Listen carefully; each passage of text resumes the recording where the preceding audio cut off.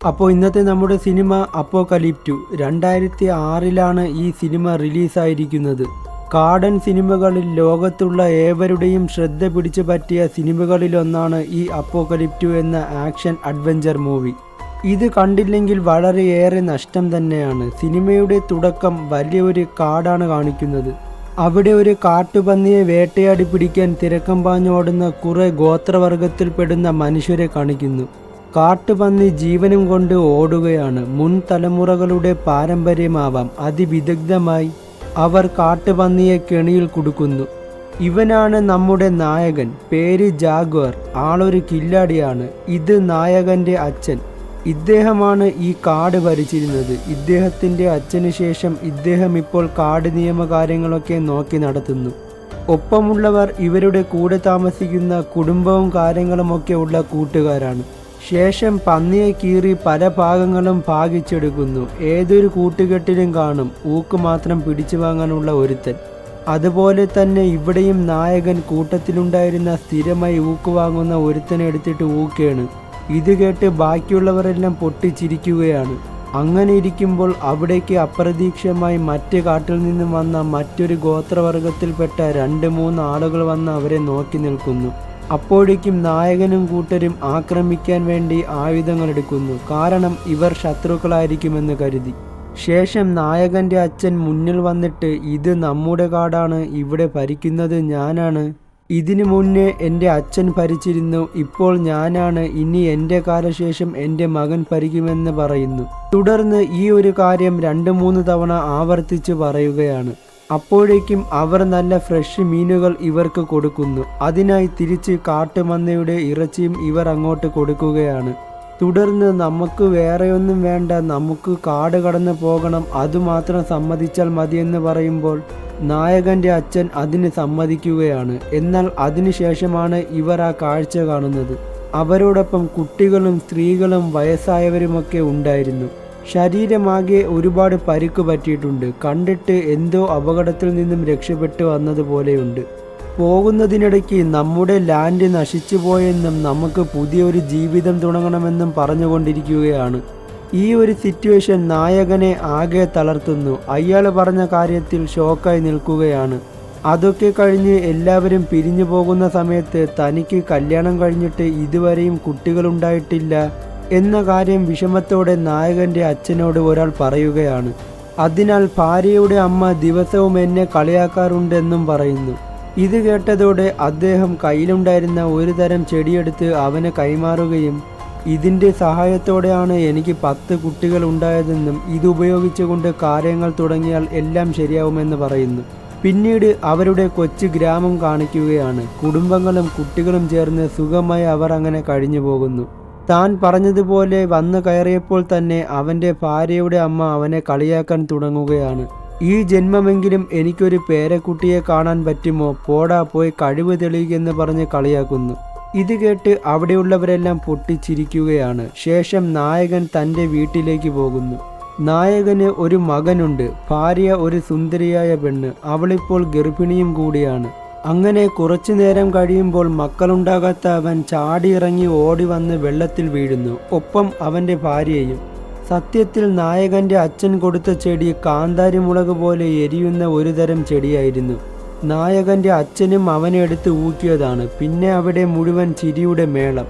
അന്ന് രാത്രി അത്താഴമൊക്കെ കഴിച്ച് പാട്ടൊക്കെ പാടി സന്തോഷത്തോടെ അവർ സമയങ്ങൾ ചിലവഴിക്കുന്നു. ശേഷം പിറ്റേന്ന് വെളുപ്പം രാവിലെ ആവുകയാണ്. നായകൻ ഉറക്കമെണീറ്റ് ഇന്നലെ നടന്ന മറ്റ് കാട്ടിൽ നിന്ന് വന്ന ഗോത്രക്കാരൻ പറഞ്ഞതാലോചിച്ച് ഞെട്ടലോടെ ഇരിക്കുമ്പോൾ പുറത്ത് പട്ടി കിടന്ന് കുരയ്ക്കുകയാണ്. എന്നാൽ പട്ടി കിടന്ന് കുരച്ചത് വെറുതെയല്ല. അതെ, അവർ വന്നു. മായൻ ഗോത്രവർഗം. മായൻ സംസ്കാരത്തിലെ ഗോത്രവർഗക്കാർ ഇവിടെ എത്തിയിരിക്കുന്നു. ലക്ഷ്യം മനുഷ്യനെ വേട്ടയാടി പിടിക്കൽ, ഒപ്പം മറ്റ് ക്രൂരമായ ഉദ്ദേശങ്ങളും. ഇവരൊട്ടും ദയയില്ലാത്ത ക്രൂരന്മാരും അപകടകാരികളുമാണ്. പെട്ടെന്ന് പട്ടിയുടെ കുരച്ചിൽ നിലയ്ക്കുന്നു. അതോടെ നായകന് എന്തോ പന്തുകേട് തോന്നി പുറത്തേക്ക് നോക്കുമ്പോൾ അവർ തീയും കത്തിച്ച് 4 സൈഡും വളയുന്നത് കാണുന്നു. അങ്ങനെ ഭാര്യയെയും കുട്ടിയെയും എടുത്ത് കഷ്ടിച്ച് പുറത്തേക്കിറങ്ങി ഗ്രാമത്തിൻ്റെ സൈഡിലോട്ട് ചേർന്ന് കിടക്കുന്ന ഒരു വലിയ താഴ്ചയിൽ കയറുകെട്ടി അവരെ ഇറക്കുകയാണ്. എന്നിട്ട് എനിക്ക് ബാക്കിയുള്ളവരെ രക്ഷിക്കണം, ഞാൻ ഉറപ്പായും തിരിച്ചു വരുമെന്ന് വാക്ക് കൊടുത്തിട്ട് നായകൻ അവിടെ നിന്നും മറയുന്നു. ഇതേ സമയം ഇവിടെ അവരുടെ വീടിനെ തീവയ്ക്കുകയും പെണ്ണുങ്ങളെ ക്രൂരമായി ബലാത്സംഗം ചെയ്യുകയും ചിലരെയൊക്കെ ബന്ധനാവസ്ഥയിലാക്കുകയും ചെയ്യുന്നു. ഒപ്പം നായകനെയും പിടികൂടുകയാണ്. തുടർന്ന് അവനെ കൊല്ലാൻ തുടങ്ങുമ്പോൾ ഇവനെ കൊല്ലരുത്, ഇവനെ നമുക്ക് ആവശ്യമുണ്ടെന്ന് അവരുടെ നേതാവ് പറയുകയാണ്. എന്നിട്ട് അവൻ്റെ മുമ്പിൽ വെച്ച് സ്വന്തം അച്ഛനെ കഴുത്തറുത്ത് കൊല്ലുന്നു.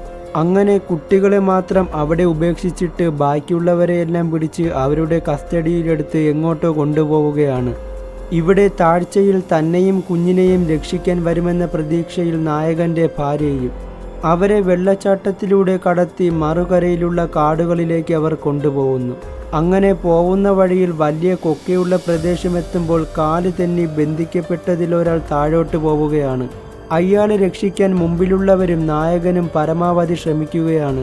അവരുടെ കഴുത്തൊക്കെ ഞെരിഞ്ഞു മുറുകുന്നു. ഇതൊക്കെ കണ്ടിട്ടും ക്രൂരന്മാരായ അവർ ഒരു ഹെൽപ്പ് പോലും ചെയ്യാതെ അവരെ നോക്കി ചിരിച്ചുകൊണ്ടിരിക്കുന്നു. അവസാനം ഒരുവിധം അവർ മുകളിലോട്ട് കയറുകയാണ്. പക്ഷേ ഏറ്റവും ലാസ്റ്റ് ഉണ്ടായിരുന്ന ആൾ കഴുത്ത് മുറുകി ബോധാവസ്ഥയിലാവുന്നു.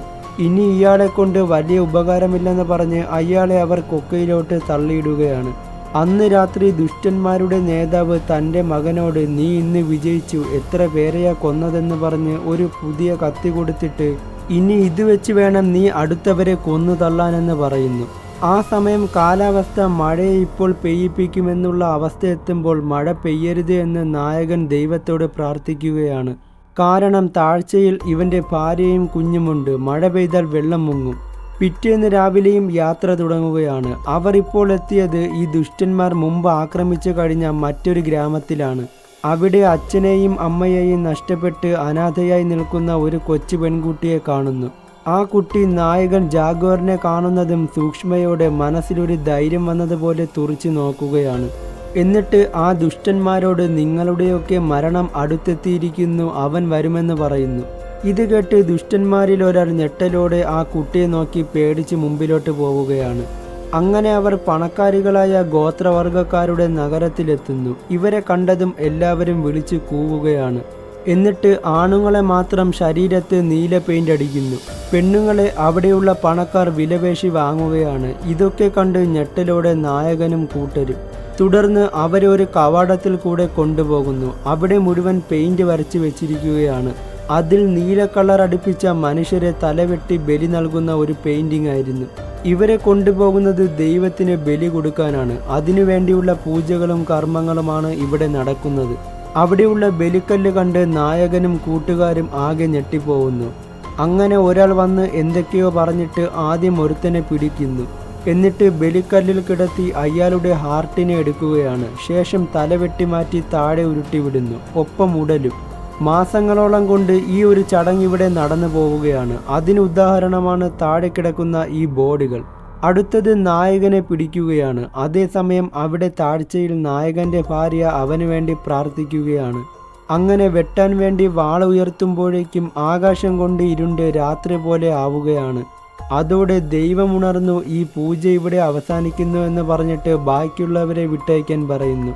പക്ഷേ ദുഷ്ടന്മാർ അവരെ അവിടെ നിന്നും മറ്റൊരു സ്ഥലത്ത് കൊണ്ടുപോകുന്നു. എന്നിട്ട് അങ്ങ് എൻഡിൽ ഒരു ആയുധവുമായി നേതാവിൻ്റെ മകനെ പറഞ്ഞയക്കുന്നു. അവിടെയായി കുറേ ആയുധങ്ങളും അമ്പും ഇരിപ്പുണ്ട്. ഇതൊരു ഗെയിമാണ്. ആ കാണുന്നതാണ് നിങ്ങളുടെ കാട്. വേണമെങ്കിൽ ഇവിടെ നിന്നും ഓടിപ്പൊയ്ക്കോ എന്ന് അവർ പറയുന്നു. രണ്ടുപേർ ആദ്യം ജീവനും കൊണ്ട് ഓടുകയാണ്. പക്ഷേ പിന്നിൽ നിന്നും ദുഷ്ടന്മാർ അമ്പെയ്യുന്നു. എൻഡിൽ എത്തുന്നത് മുന്നേ അവരുടെ ദേഹത്ത് അമ്പ് കൊണ്ട് മരിക്കുകയാണ്. അടുത്ത ഊഴം നായകൻ്റെയും വേറെ ഒരാളുടെയും. ഇവർ ബുദ്ധിപൂർവം അങ്ങുമിങ്ങും വളഞ്ഞും തിരിഞ്ഞും ഓടുകയാണ്. അതിനാൽ അമ്പൊന്നും അവരുടെ അടുത്തുകൂടെ പോയില്ല. പെട്ടെന്ന് മറ്റേ ആളുടെ ദേഹത്ത് ഒരു അമ്പ് തറച്ചു കയറുന്നു. അവസാനം നായകൻ്റെ ദേഹത്തും ഒരു അമ്പ് കൊള്ളുകയാണ്. പക്ഷേ അത് വലിയ രീതിയിലുള്ള പരിക്ക് പറ്റിയിട്ടില്ല.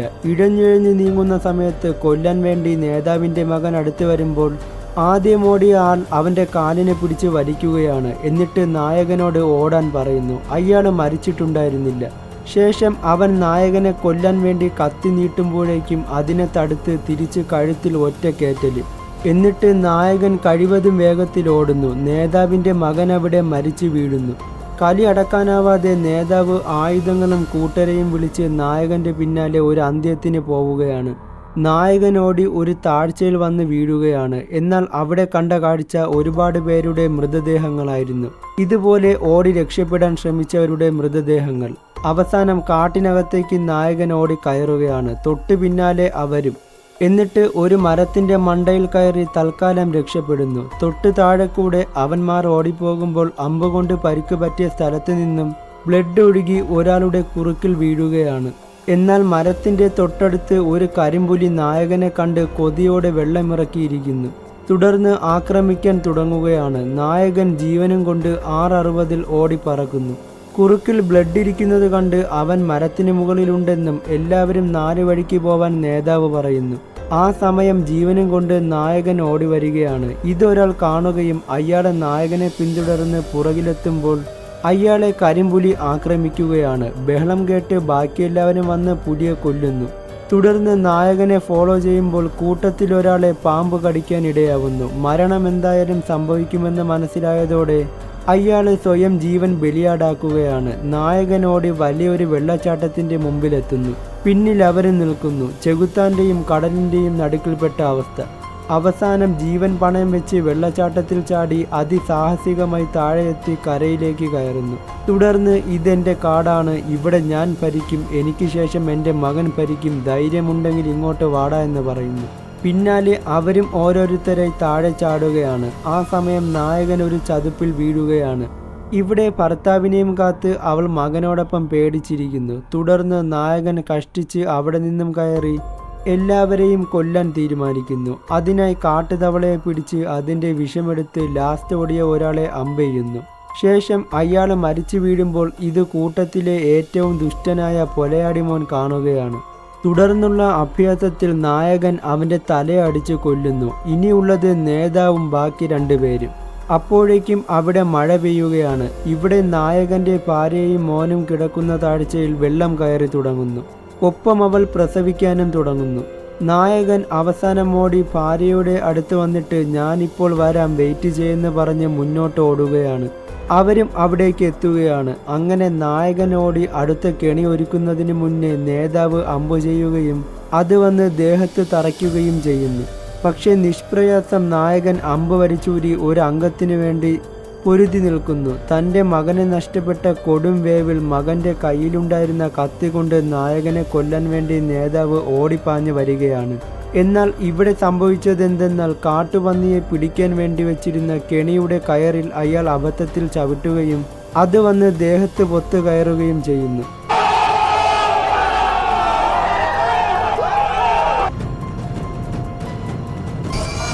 ഇത് കണ്ടതോടെ നായകന് തൻ്റെ കൂട്ടുകാരോടും അവരുടെ കുടുംബത്തിൻ്റെയും മേൽ ഇവൻ ചെയ്ത ക്രൂരതയ്ക്കുമുള്ള ഒരു സമാധാനം ഇപ്പോൾ കിട്ടുന്നു.